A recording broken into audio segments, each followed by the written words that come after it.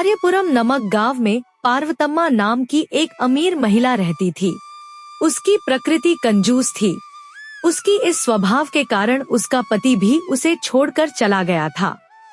ओ सुब्बू, इधर आ एक बार। क्या है बड़ी माँ? ओ सुब्बू, कहाँ जा रहे हो? इधर ही बड़ी माँ, पास के गांव के मेले में जा रहा हूँ। अच्छा, कुछ नहीं, मुझे खेत के काम के लिए एक आदमी चाहिए, देखोगे? हाँ, कितना दोगी? मैं कर लूँगा वह का। तुम इतना क्यों पूछ रहे हो? तुम्हारे लिए महीने के 50 रुपए और थोड़े चावल भी दूंगी। तुम्हारे परिवार के लिए काफी होगा, क्या कहते हो? क्या 50 रुपए? 1 रुपया दे दो, काफी है। अरे 50 रुपये की बात करते हो? पैसे तो पैसे हैं, चाहे 1 रुपया हो या 50 रुपए। लक्ष्मी ही है, लक्ष्मी। क्या सोचते हो? तुम्हारे बारे में जानकर भी मैंने पूछा। देखो, मेरा सर फोड़ना है। इतनी संपत्ति होते हुए भी तुम इतना कंजूस क्यों हो? शायद इसीलिए तुम्हारा पति तुम्हें छोड़कर भाग गया। मुझे भी छोड़ दो। क्या कहा? कितनी बातें कर रहे हो? मैं किसी के सामने नहीं झुकती। हम ऐसे लोगों को क्या पता पैसे की कीमत। पार्वतम्मा जी, मुझे आज थोड़ा चावल चाहिए, उधार देंगे? 2 दिन में वापस कर दूंगा।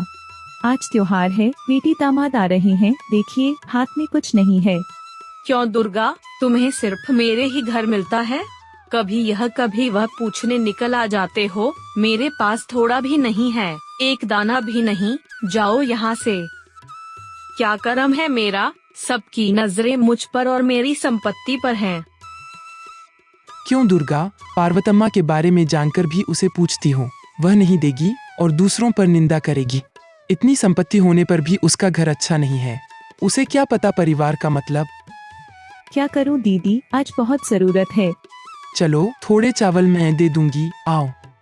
पार्वतम्मा अपने रिश्तेदारों और गरीबों को बहुत तुच्छ समझती थी। उन्हें लगता था कि वे उसकी संपत्ति के लिए उसके पास आते हैं। वह अपने पास एक बुढ़िया को सहायक रखती थी। उसे बिना पैसा दिए सिर्फ भोजन देकर घर का सारा काम कराती थी। अम्मा, मुझे तुरंत 100 रुपए चाहिए, उधार दोगी? अगले महीने लौटा दूंगा। ठीक है, जरूरत कह रहे हो तो दे देती हूँ, लेकिन गिरवी क्या लाए हो? अभी गिरवी कहाँ से लाऊं?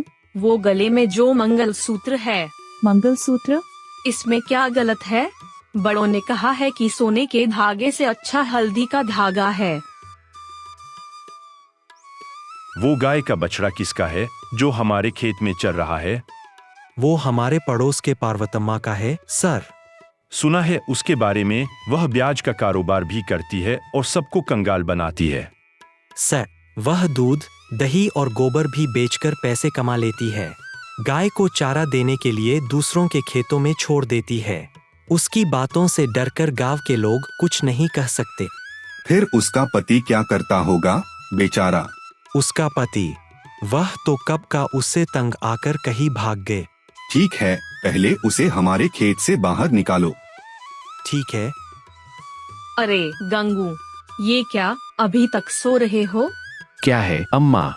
चूल्हे में लकड़ियाँ खत्म हो गई हैं। वह देखो, पेड़ पर एक घोंसला दिख रहा है, ऊपर चढ़कर ले आओ। अरे, वह तो पक्षी का घोंसला है, उसमें पक्षी के बच्चे होंगे, वहाँ पाप है। ना पाप है ना पुण्य। ओ घोंसला पेड़ पर कब से पड़े हैं, जाकर ले आओ। ऐसी कंजूस मैंने अपने जीवन में नहीं देखी। उसे पक्षियों के बच्चों पर भी दया नहीं है। शायद इसलिए इस महान स्त्री के बच्चे नहीं हैं। अरे रंगैया, तुम हो? विश्वास नहीं हो रहा, कितने दिन हो गए तुम्हें देखें। अरे सोमुल, कितने दिन नहीं, आओ, कितने साल हो गए। तुम यहाँ क्या कर रहे हो? मैं एक छोटे से काम से यहाँ आया हूँ, लेकिन तुम कैसे हो? कहाँ रहते हो? वही, मैं यही काम करके मंदिर में शरण लेकर रह रहा हूँ। क्या तुम्हारी पत्नी और बच्चे नहीं हैं? घर द्वार नहीं है? पार्वतम्मा मेरी पत्नी है, उससे तंग आकर उसके कामों को देखकर यहाँ आकर अकेला रह रहा हूँ। मेरा गांव पास में ही है। क्या पार्वतम्मा तुम्हारी पत्नी है? उसके बारे में सुना है, उसे बदलने की कोशिश नहीं की? नहीं, तुम नहीं जानते, मैं उससे नहीं सह सकता। इसलिए दूर आकर रह रहा हूँ। चलो हमारे घर आओ। कब खाया था पता नहीं। ठीक है, तुम्हें इतने समय बाद देखा, बहुत खुशी हुई। एक रात करीब 11 बजे पार्वतम्मा जी, पार्वतम्मा जी। यह सुनकर किसी ने दरवाजा खटखटाया। वह सोने का नाटक कर रही थी। बुढ़िया उठकर अम्मा जी, कोई बुला रहा है। दरवाजा खोलने जा रही बुढ़िया को रोककर वह बुलाने वाला पास के लक्ष्मी माँ या सुभद्रम्मा होगी। उनके घर में कोई मेहमान आया होगा। दूध, दही या छाछ के लिए आए होंगे। इनको समय का कोई ध्यान नहीं है। यह कहने के बाद बुढ़िया भी सो गई। थोड़ी देर तक पुकार और दरवाजा खटखटाने की आवाज आती रही, फिर बंद हो गई।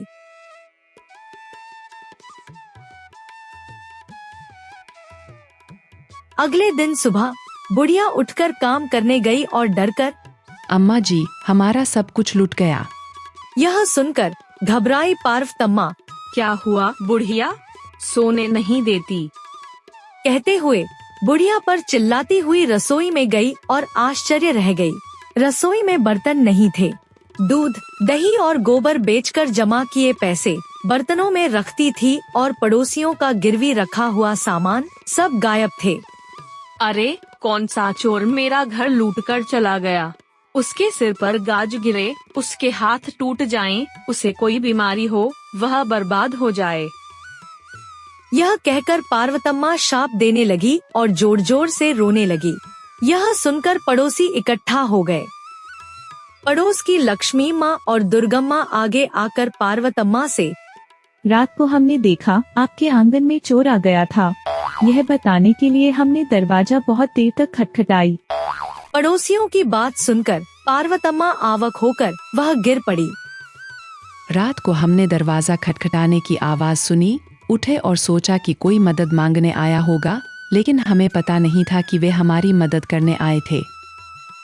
किसी चोर ने हमारी संपत्ति के बारे में जानकर सब कुछ लूट लिया। अब से अच्छा रहिए और जो संपत्ति है उसे संभाल कर रखिए। क्या करना है समझ में नहीं आया। बुढ़िया ने सिर झुका लिया। अम्मा, जो हुआ सो हुआ, अब नहीं लौट आएगा। मुझे अपने खोए पैसे की चिंता नहीं है बुढ़िया, मैंने अपने पति को बहुत दुख पहुंचाया है। कुछ दिनों बाद सोमैया रंगैया को घर लेकर आए। क्या हुआ, आप आ गए? मुझे छोड़कर इतने दिनों तक कहाँ चले गए? मुझे माफ कर दीजिए, अब से मैं आपकी बात मानती हूँ। अरे रंगा, तुम्हारी पत्नी में अब तो बदलाव आ गया होगा। मैंने ही चोरों को भेजा था ताकि सब कुछ लूट लें। यह नाटक इसलिए किया क्योंकि मेरे प्यारे दोस्त के लिए ही नहीं बल्कि गांव वालों के लिए भी और तुम्हारी पत्नी में बदलाव लाने के लिए। देखो पार्वतम्मा, तुम्हारे पास ढेर सारी संपत्ति है, लेकिन अपनी बुरी आदतों से सबको दुखी कर रही हो। तुम सुखी नहीं रह पाओगी। तुम किसी की मदद नहीं करो, कुछ फर्क नहीं पड़ता, लेकिन याद रखो, दूसरों के मेहनत से कमाए पैसे से तुम खुश नहीं रह सकती। लोगों के पास गिरवी रखे सामान सबको वापस कर दो। अपनी संपत्ति में खुश रहो और अपने पति को खुश रखो। उस समय से पार्वतम्मा दूसरों की मदद करने लगी, गरीबों की मदद करती और अपना बाकी जीवन दान पुण्य में बिताया।